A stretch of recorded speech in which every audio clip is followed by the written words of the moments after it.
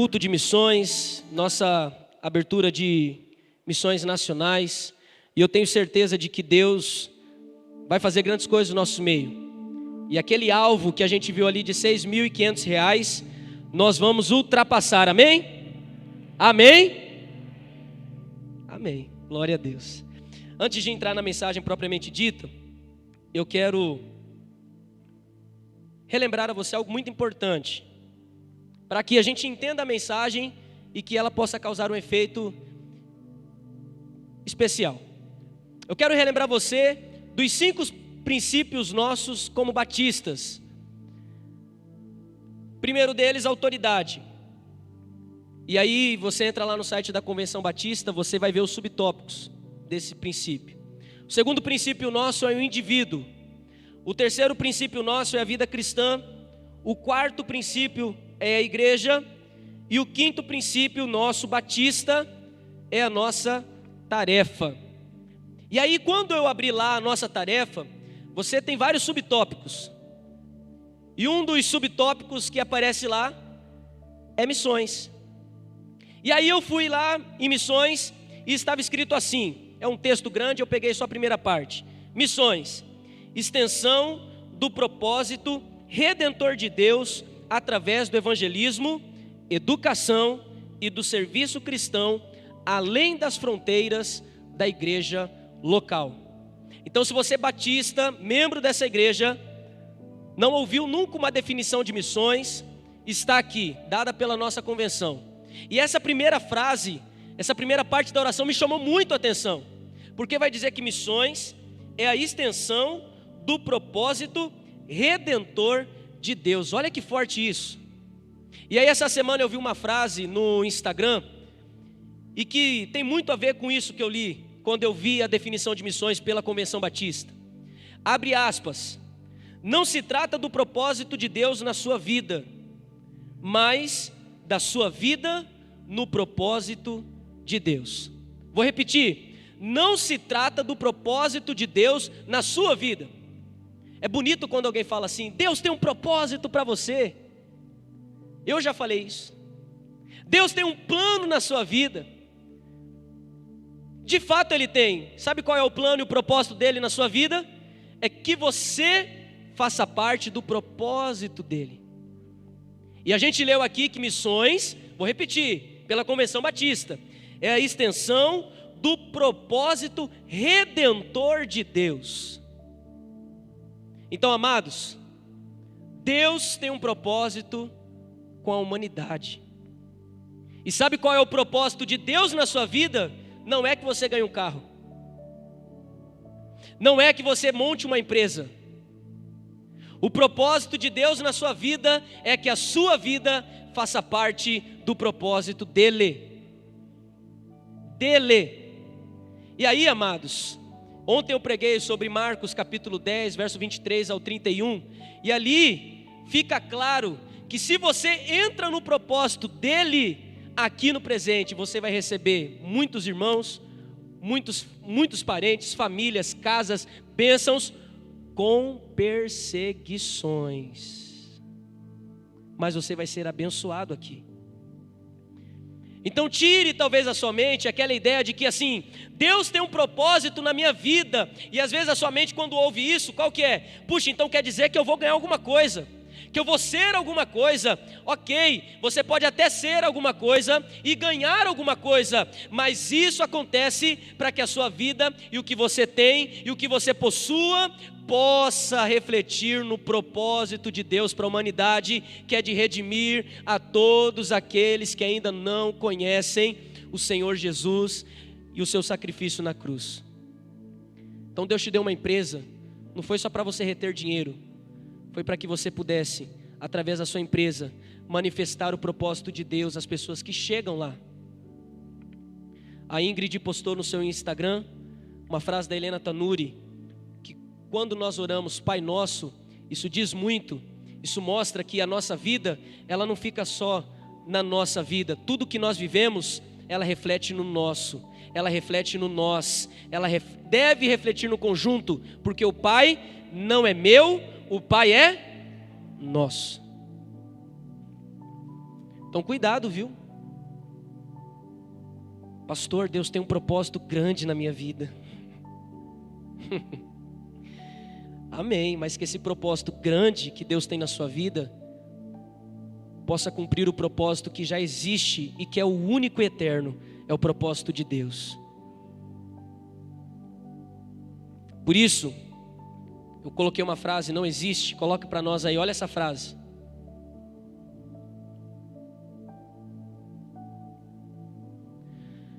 Não existe igreja pobre que não possa fazer missões.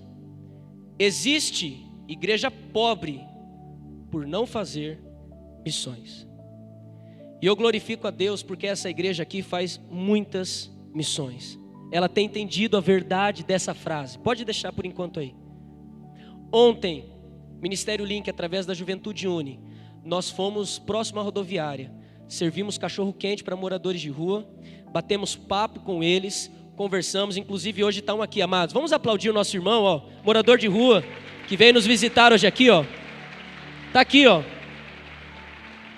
Fomos ontem lá. E ele disse que viria e veio. Obrigado, meu irmão. Conversamos, não só entregamos a comida, mas perguntamos como tinha sido o dia. Hoje de manhã, 3 jovens da nossa igreja foram levar um rapaz que se dizia estar com a barriga inchada e não podia andar. Por um milagre ele andou. Não encontraram ele lá. Não acharam ele. Mas amém, fizemos a nossa parte. Nós temos aqui a missão Vila Santo Antônio, através da pessoa do irmão Francisco. Também vamos aplaudir a Deus pela vida dele, que tem feito um trabalho junto com a sua família, junto com os adolescentes, de excelência. Amados, domingo de manhã, as professoras GBD que aqui estão, as crianças vêm em peso aqui, lá da Vila Santo Antônio. O irmão Francisco, na casa dele, oferece um café da manhã a elas. Elas tomam lá o café da manhã e vêm para a igreja participar da EBD. Nós temos a nossa missão Santa Olga, ali no assentamento Santa Olga, hoje dirigido também pelo pastor Reinaldo, pela Cláudia e por alguns irmãos da igreja. E nós também vamos aplaudir a Deus pela vida deles, para que quando eles verem a live, sejam honrados e abençoados em nome de Jesus. Amados, essa igreja tem entendido essa verdade. Não existe igreja pobre que não possa fazer missões, mas existe igreja pobre por não fazer missões. Então, você precisa entender, você que está aqui nessa noite, que a missão dessa igreja aqui é fazer missões. Pastor, que óbvio. Eu sei que é muito óbvio, mas às vezes a gente precisa bater isso na tecla para que a gente não perca o foco.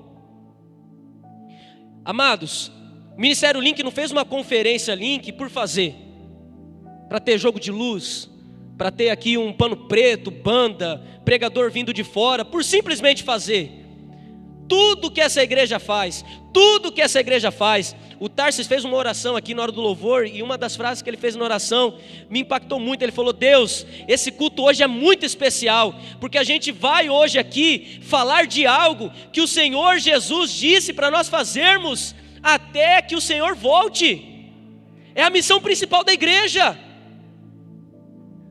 mas que a gente prefere um culto de libertação, do avivamento. Mexe mais, né? Mas esse, amados, hoje deve ser a principal temática dessa igreja: missões. Falar de missões, fazer missões. Uma igreja forte, ela não é forte pela quantidade de pessoas que nela congregam, nem pela estrutura que ela pode oferecer aos seus membros, mas uma igreja forte é uma igreja marcada por missão. É uma igreja que prega Jesus em tempo e fora de tempo. Por isso, amados, hoje eu precisei fazer essa introdução para que você entendesse que missões não é uma atividadezinha da igreja, é princípio batista, faz parte dos nossos 5 princípios. É a essência da nossa igreja, não é coisa à parte, é a essência dessa igreja. Vamos então agora para a palavra do Senhor, Atos capítulo 4. Atos capítulo 4, do verso 1 ao 12. Enquanto você vai abrindo a palavra, que testemunho lindo aquele do vídeo, de uma mulher e de um casal, um homem e uma mulher, viciado nas drogas, afundado no mundo das drogas, mas que um dia conhece o poder de Jesus. Amados, isso enche meu coração de alegria. Isso enche o meu coração de vontade de continuar pregando esse evangelho que transforma, restaura e pode curar você nessa noite. Amém? Atos capítulo 4, do 1 ao 12, a Bíblia diz assim: falavam eles ainda ao povo quando sobrevieram os sacerdotes, o capitão do templo e os saduceus. Ressentidos por ensinarem eles o povo e anunciarem em Jesus a ressurreição dentre os mortos, e os prenderam, recolhendo-os ao cárcere até o dia seguinte, pois já era tarde. Muitos, porém, dos que ouviram a palavra e aceitaram, subindo o número de homens a quase 5.000. Nós vamos continuar lendo, mas só para você entender. No capítulo anterior, número 3 de Atos, Pedro e João curam um coxo na porta do templo. Quando eles fazem essa cura, uma multidão os cerca, porque aquilo era algo extraordinário. E eles aproveitam a deixa para falar de Jesus, que ele tinha sido crucificado, ele era o Filho de Deus, mas havia ressuscitado ao terceiro dia. E muitos haviam crido na mensagem. E aí, os saduceus, os religiosos da época, os sacerdotes, ficaram com ciúme. Puxa, os caras estão ouvindo Pedro e João, não estão ouvindo a gente? Por isso eles fazem isso com Pedro e João. Eles colocam eles na cadeia, os prendem, mas já tinha dado efeito. Quase 5.000 homens haviam aceitado a mensagem do evangelho. Verso de número 5. No dia seguinte, reuniram-se em Jerusalém as autoridades, os anciãos e os escribas, como o sumo sacerdote Anás, Caifás, João, Alexandre, todos os que eram da linhagem do sumo sacerdote. E pondo-os perante eles, os perguntaram, os arguiram: com que poder ou em nome de quem fizeste isto? Então Pedro, cheio do Espírito Santo, lhes disse: autoridades do povo e anciãos, visto que hoje somos interrogados a propósito do benefício feito a um homem enfermo e do modo por que foi curado, tomai conhecimento, vós todos e todo o povo de Israel, de que em nome de Jesus Cristo, o Nazareno, a quem vós crucificastes e a quem Deus ressuscitou dentre os mortos, sim, em seu nome é que este está curado perante vós. Este Jesus é pedra rejeitada por vós, os construtores, a qual se tornou a pedra angular. E o verso de número 12, o último: e não há salvação em nenhum outro, porque abaixo do céu não existe nenhum outro nome dado entre os homens pelo qual importa que sejamos salvos. Amém? Amados, a gente depois do verso de número 5 até o 12, a gente está percebendo que aqueles líderes começaram a perguntar para eles: por quê? Em que nome? Em nome de quem vocês estão curando e fazendo tantas coisas? E aí eles aproveitam e falam: cara, é através do nome de Jesus. E não há na terra, debaixo do céu, um nome que possa salvar, não sendo o nome de Jesus. Existe uma frase por aí que diz assim, que quem não é visto, não é lembrado. Mas para nós cristãos, hoje eu quero propor uma nova roupagem dessa frase. E eu escrevi assim: se Jesus não é visto, ele não será lembrado. Pastor, o que é isso? Como assim? Lembra o que o Senhor disse para Isaías? Como ouvirão se não há quem pregue? Como ouvirão se não há quem pregue? Se Jesus não for visto, ele não será lembrado. O que me chama a atenção desse texto do Atos capítulo 4, no verso de número 7, coloque para nós, é porque alguém notou, alguém olhou e percebeu que algo estava acontecendo. Atos 4, verso 7. Com que poder ou em nome de quem fizeste vós isso? Amados, eles notaram que havia ali dois homens pregando em nome de Jesus e fazendo coisas em nome de Jesus. A pergunta que fica para mim e para você nesta noite é: o que as pessoas estão vendo em você? O que as pessoas estão enxergando quando olham para suas atitudes, para suas posturas? Será que elas podem fazer uma pergunta como essa a você em algum momento da sua vida? Com que autoridade e poder você vive dessa maneira? Como você consegue continuar vivendo, mesmo diante de tantas lutas? Como você não respondeu o fulano quando ele entrou na sua sala e te desrespeitou e falou mal de você? Como você conseguiu perdoar o ciclano? Como você conseguiu ter uma postura diferente das demais? Todo mundo fez, você permaneceu e ficou. Com que poder você faz isso? Em nome de quem você vive da maneira como vive? A gente sabe, a palavra do Senhor, inclusive no livro de Atos, vai dizer que lá em Antioquia, nós fomos chamados pela primeira vez como cristãos. Mas sabe por que disso? Porque eles olharam para aqueles homens, para aquelas mulheres daquele tempo e perceberam, eles se parecem com Jesus. Eles se parecem com aquele que foi crucificado. Nós vamos chamar ele de cristãos. A questão é, e eu e você? As pessoas estão vendo o quê? Porque, amados, o Brasil precisa saber que Jesus é a única esperança. E Pedro e João disseram isso. Como, pastor? Eles pregaram o evangelho e eles curaram um coxo. Mas e você? E nós hoje, século 21, 2021, Nova Andradina, Brasil, como nós podemos anunciar que Jesus Cristo é a única esperança? E eu já vou te responder. Você pode fazer isso com tudo que você tem, com tudo que você faz. Vou explicar um pouco mais, vou ser um pouco mais claro. Vá contra a maré. O mundo diz que o casamento está falido. Prove você que não. Jesus Cristo é a esperança e ainda existe casamento abençoado e com certeza consagrado ao Senhor. Você já está anunciando, Jesus é a esperança.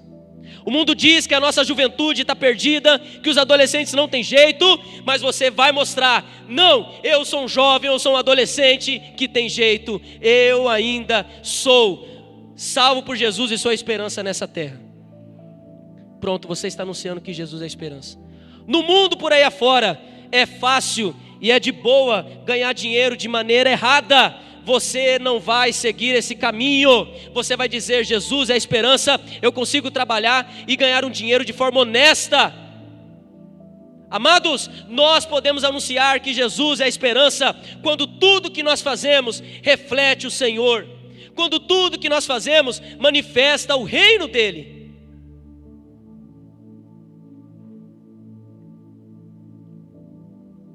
O nosso Brasil tem passado por um momento muito delicado.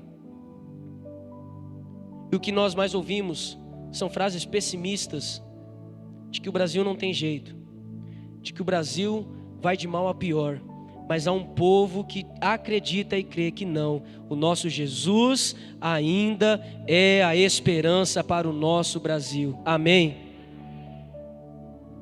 Nós precisamos caminhar contra a maré. Enquanto todo mundo diz algo, enquanto todo mundo crava algo que não vai de acordo com aquilo que Deus tem para nós, nós precisamos mostrar com a vida que ainda há esperança. Talvez você mora num ambiente familiar onde você está sozinho com seus netos ou sozinho com seus filhos. E muitas pessoas também talvez olhem para você. Eu fui pastor de uma igreja que era assim. Nós tínhamos uma família só na igreja, que tinha papai, mamãe e filhos. O resto era avó, neto, vó, neto, vó, neto, vó, neto, mãe, um monte de filho. Independente da situação, quando Jesus entra na vida de uma família, há esperança. A diferença de Jesus é que o mundo tenta colocar ponto final na nossa história. Jesus sempre vem com uma vírgula. Eu não sei o que disseram para você. Talvez você está aqui hoje e as pessoas já decretaram o teu futuro, já colocaram um ponto final na tua história. Mas essa igreja está aqui para dizer para você, isso é mentira do diabo. Há esperança porque Jesus vive. Porque Ele vive, nós podemos crer no amanhã. Porque Ele vive, temor não há. Porque Ele vive. Amados, nós cantamos que Cristo move as montanhas e tem poder para salvar. Jesus a morte venceu. Não há mais condenação para aqueles que são chamados filhos de Deus. Jesus é a esperança. eu separei uma foto também de Jesus. Na verdade, essa é a representação dele em filmes, né? Não sabemos se ele era bem assim mesmo, cabelo longo, né? Mas toda vez que a gente vê alguém de cabelo longo, essa túnica, a gente já olha e fala, Jesus. A gente bate o olho e diz que é Jesus. Amados, olhe para esse homem. Imagine que ele é Jesus. Está vendo a alegria no rosto das pessoas? A euforia. Aonde Jesus chegava, havia transformação. Aonde Jesus passava, havia mudança, havia milagre, havia vida. E eu quero que você olhe para essa foto e pense numa coisa. O apóstolo Paulo, depois que Jesus morre, ressuscita e sobe aos céus, ele vai dizer que esse ajuntamento de pessoas aqui é o corpo de Cristo na terra. Olha o impacto disso. O apóstolo Paulo vai dizer que nós, aqui, juntos, estamos representando Ele.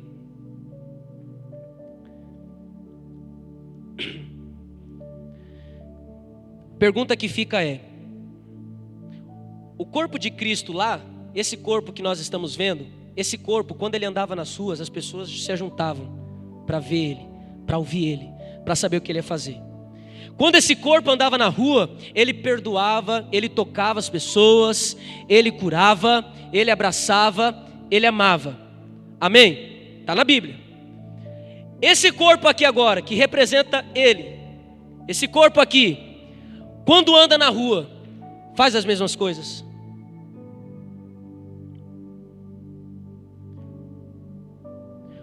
Porque o apóstolo Paulo diz que nós representamos Ele agora.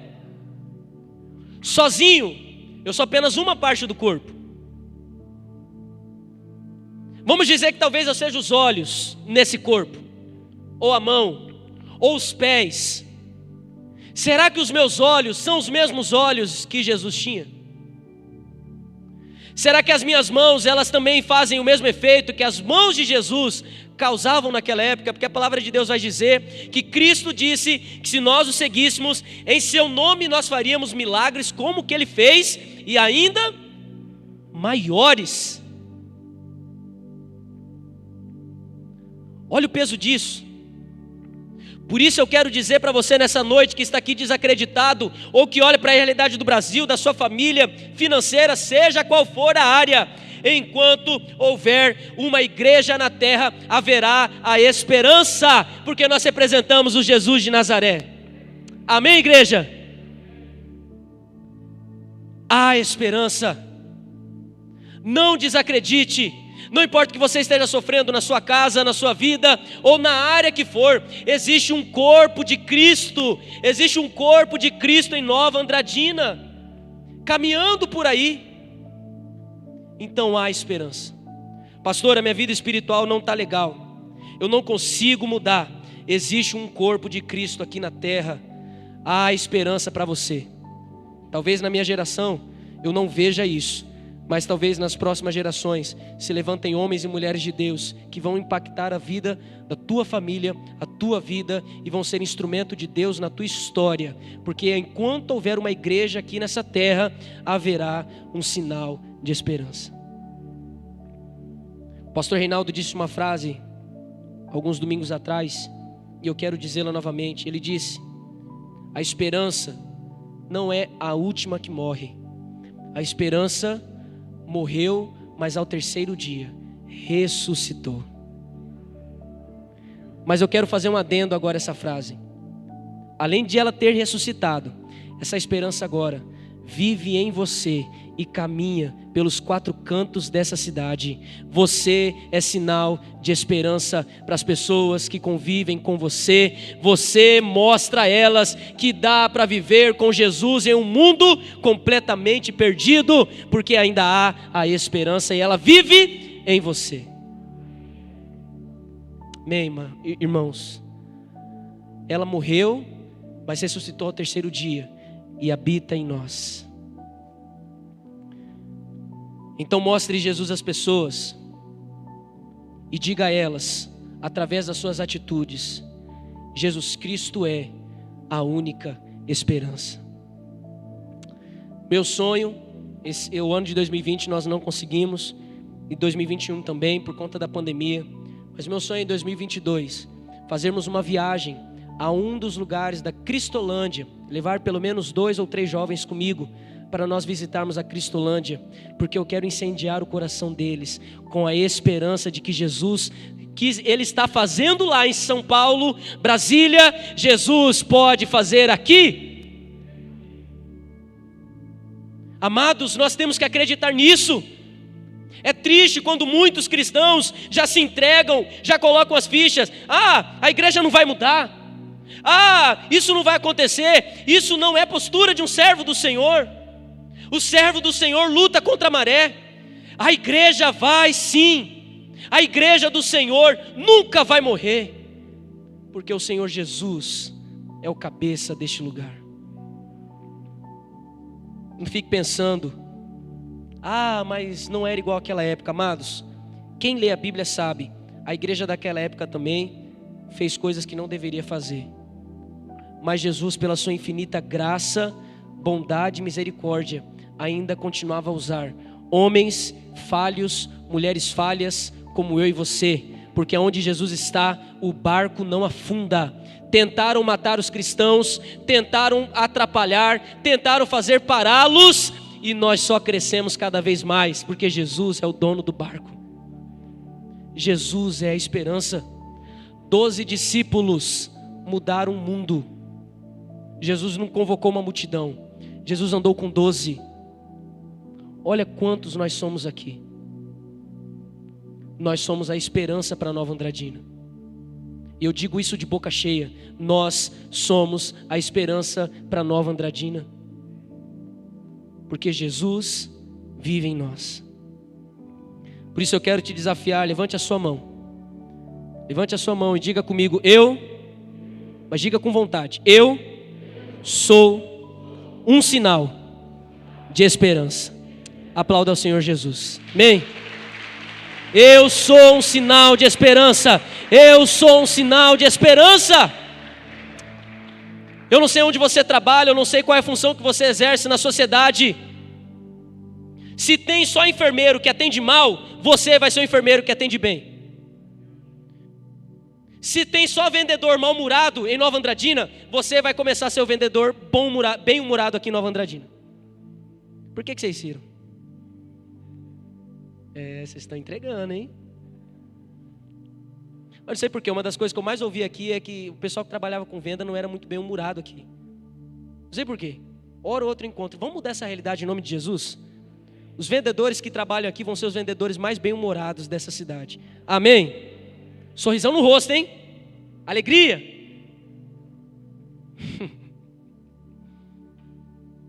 Se os professores daqui são completamente desestimulados, tristes e desesperançosos, você vai ser o professor da esperança. Amém? É difícil, né? Com o salário que ganha, é complicado. Mas, amados, nós precisamos ser o sinal de esperança nessa cidade. Eu ministro um curso chamado IES, da UDF, aqui na igreja. Inclusive, você que é adolescente, ou se é pai, mãe, tem seu filho adolescente, te incentivo a participar. E a gente fala sobre guia de carreira para adolescentes, para que eles possam ter a profissão certa e trabalharem naquilo que o Senhor os chamou para fazer. E tem um vídeo, estou falando para eles, eu vou passar, quem sabe onde eu posso trazer aqui. O jornal New York Times faz uma entrevista com um dos professores, um dos melhores professores de física do ensino médio de uma escola numa região lá dos Estados Unidos que eu não vou me lembrar o nome. E aí chamam os alunos para falar do professor. E eles dizem assim: olha, eu durmo na aula de todos os professores, de todos. Na aula do professor X eu acordo. Uma outra aluna falou assim: eu sou brigada com a minha mãe, eu sou brigada com meu pai, eu fugi de casa, eu tenho um filho, mas com o meu professor eu consigo abrir o coração e falar as coisas para ele. Ele me ajuda, ele é como um pai para mim.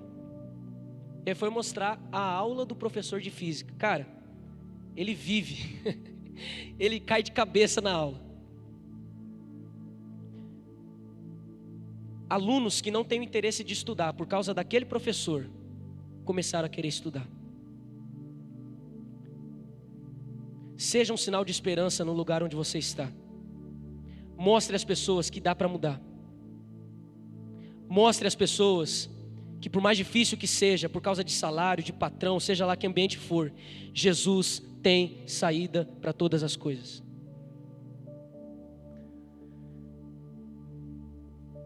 Eu quero, para encerrar, ler com você Atos capítulo 4, do 29 ao 31.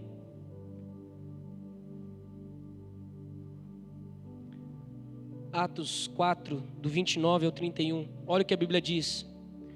Agora, Senhor, olha para as suas ameaças e concede aos teus servos que anunciem com toda a intrepidez a tua palavra, enquanto estendes a mão para fazer curas, sinais e prodígios por intermédio do nome do teu servo, Santo Jesus. Tendo eles orado, tremeu o lugar onde estavam reunidos, e todos ficaram cheios do Espírito Santo, e com intrepidez anunciavam a palavra de Deus. Amados, sabe o que aconteceu aqui? Talvez você não sabe toda a história. Apóstolo João e Pedro são interrogados, e a liderança religiosa da época, as autoridades da época, tentaram de todo jeito prender os dois, todo jeito. E a história termina, sabe como? Os líderes olham uns para os outros e falam assim: a gente não tem como prender os dois, o que a gente faz? Libera. Um milagre aconteceu, os caras não foram presos. Eles tentaram de todo jeito, e aí eles chegam para o povo deles, para os irmãos ali reunidos, e falam: gente do céu, aconteceu algo milagroso. Os caras interrogaram a gente, tentaram prender a gente, mas não havia motivo. A população acabou cerceando e eles não conseguiram nos prender. Nós estamos livres. Quando o povo recebe essa notícia, eles falam isso: oh Deus, glória ao teu nome. Agora, Senhor, fortifica o teu servo e os teus servos, as suas servas, para que continuem pregando o evangelho que cura. Que o Senhor, através de nós, cure vidas, possa, Pai querido, fazer sinais, prodígios, maravilhas. E a palavra diz que eles oraram, e tendo terminado de orar, o Espírito Santo os encheu, e eles pregavam o evangelho com toda a intrepidez, com toda a força. Sabe o que eu estou querendo dizer isso, amados? Nós precisamos ser cheios do Espírito para manifestar os frutos bíblicos, não essas coisas que a gente fica imaginando. Pela palavra de Deus, nós lemos que alguém cheio do Espírito anuncia a palavra de Deus com intrepidez. Nós precisamos nos encher do Espírito, mas nos encher para que a palavra de Deus seja pregada, para que em nome de Jesus nós aqui, como corpo de Cristo, lembra da figura de Jesus? Juntos como um corpo, a gente represente Jesus aqui nessa cidade, e a gente cure pessoas, a gente, Pai querido, restaure famílias, que a gente possa também mudar realidades. Aqui é um lugar de recomeços, porque Jesus vive, e Ele está em nós e habita em nós. Nós somos a esperança. Eu vou passar um vídeo que eu separei. Gostaria que apagassem as luzes, por favor. E eu quero que você preste bastante atenção nesse vídeo. E depois nós vamos retornar.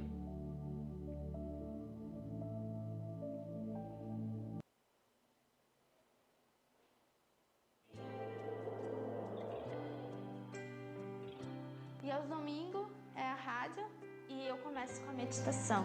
Tem o tempinho das crianças, onde eu conto historinhas infantis. Depois vem os brindes, e assim é o programa de todos os domingos.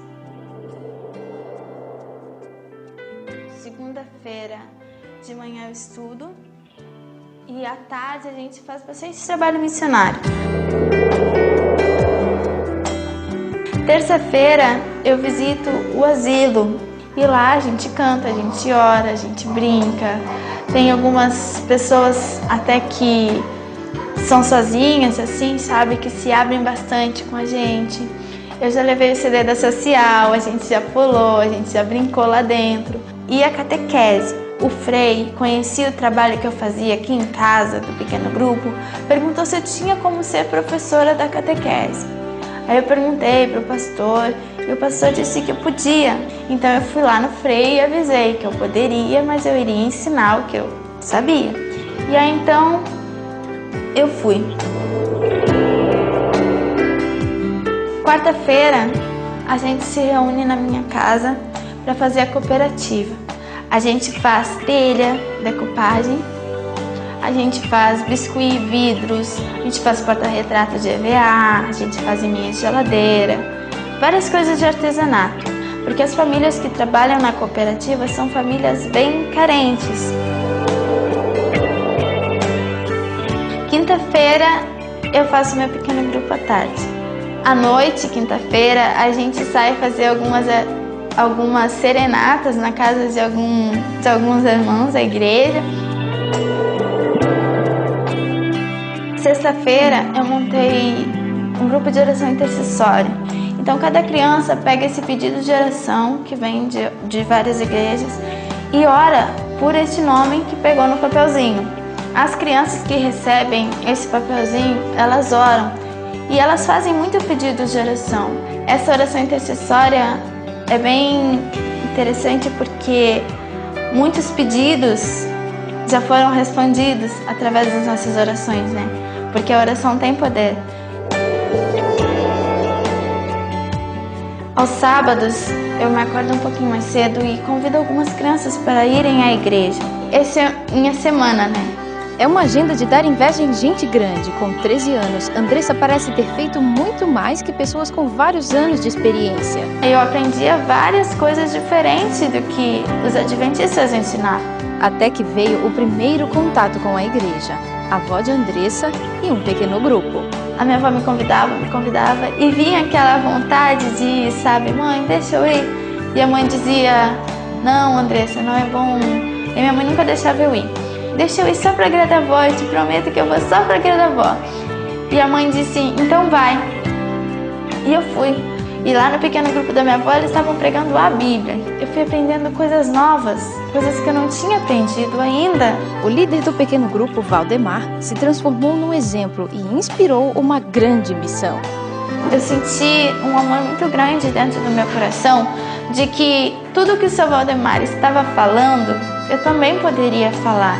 Eu também seria capaz de contar aos meus amigos histórias da Bíblia que eu conhecia. Ele disse para minha mãe, eu me decidi em montar um pequeno grupo. E então ela disse que sim. E eu disse, mas mãe, para mim poder montar meu pequeno grupo, eu preciso me batizar. E eu sentia que para mim me batizar já era tarde demais. Bom, já que tu tá insistindo, então pede pro teu pai. Senti aquele friozinho na barriga, sabe? Porque meu pai, ele nunca foi adventista. Pai, eu preciso montar meu pequeno grupo. Mas para isso, eu preciso me batizar. Preciso me entregar a Jesus para que as crianças que eu vou contar sobre Jesus possam seguir o meu exemplo também. E aí então, o pai disse que sim. Não demorou nada para enfim colocar os planos em prática. No sábado da mesma semana, eu me batizei. Na outra quinta, eu montei meu pequeno grupo. A primeira pessoa que eu fui foi no Robert. Disse assim, Robert, tu vai ser muito importante para o pequeno grupo, Robert. Um fazia chamada, outro era diácono, outro era recepcionista, outro era diaconisa, outro entregava a folhinha do tema. Só que cada um que tinha seu cargo tinha que levar 2 amiguinhos. Então o número de crianças foi aumentando. De 10 foi para 20, 25 e hoje se encontram as 45 crianças. Os resultados apareceram. Muitas crianças saíram do meu pequeno grupo para montarem outros pequenos grupos. Andressa que mostrou que dava para fazer. E eu acreditei e queria fazer. Não foi fácil. Eu pedi para minha mãe, ela não deixava. E eu chorava que eu queria. E eu dizia, Andressa pode, por que a Andressa pode e eu não posso? E ela disse, porque a Andressa é muito grande e tu é pequena. Aí eu fiquei brava com ela. Eu acho que é como uma família. Eu acho muito bom fazer pequeno grupo. É um pedaço da igreja. É um pedaço de Deus também. É como um presente para mim. Falar da igreja para eles. E assim eu quero batizar algumas pessoas como a Andressa. Mesmo com toda a timidez de criança, o pequeno grupo é um sucesso. Vitória, de 8 anos, também é líder. Para ela é mais fácil do que muita gente imagina. Falar de Jesus para todo mundo. Depois cantar a musiquinha, depois contar a historinha, depois orar e ir embora. 17 crianças e 3 pais. batizar. Novas vidas, novos exemplos e novos conceitos. Quanta diferença um pequeno grupo pode fazer. O interessante é que, através do meu pequeno grupo, deu para fazer todos esses trabalhos missionários. E não para por aí.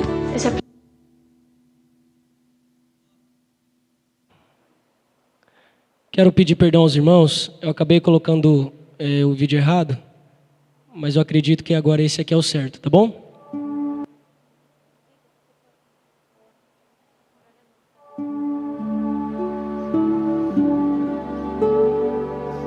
Eu vou passar um pouquinho para frente, porque nós já vimos boa parte do vídeo.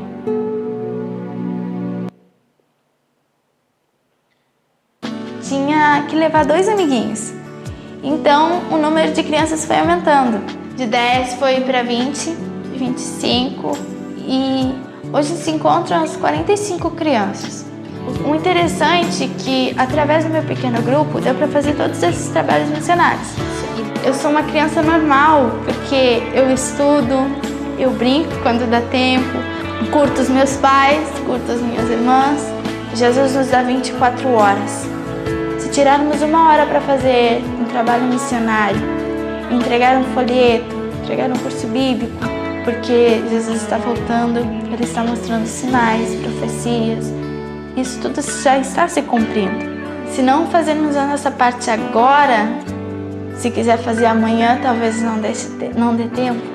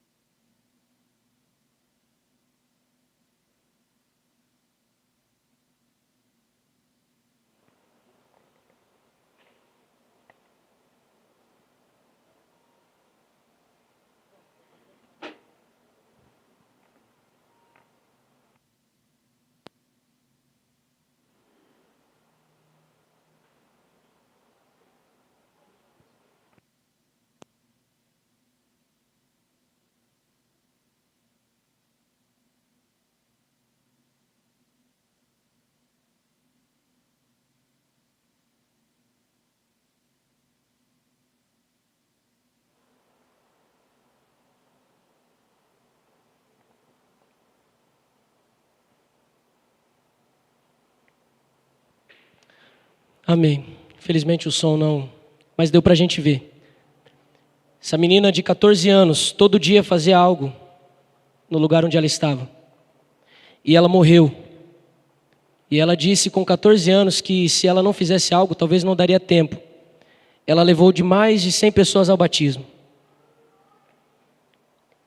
A pergunta que fica para mim e para você é: o que as pessoas estão vendo quando olham para nós?